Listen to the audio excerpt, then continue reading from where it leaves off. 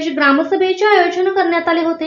या सभेसाठी सरपंच, उपसरपंच, ग्रामपंचायत सदस्य, तलाठी, ग्रामसेवक, आजी माजी पदाधिकारी, शालेय व्यवस्थापन समितीचे पदाधिकारी, पोलीस पाटील, तंटामुक्ती अध्यक्ष, गावातील कार्यकर्ते, शाळा व्यवस्थापन समितीचे अध्यक्ष, उपाध्यक्ष व नागरिक उपस्थित होते।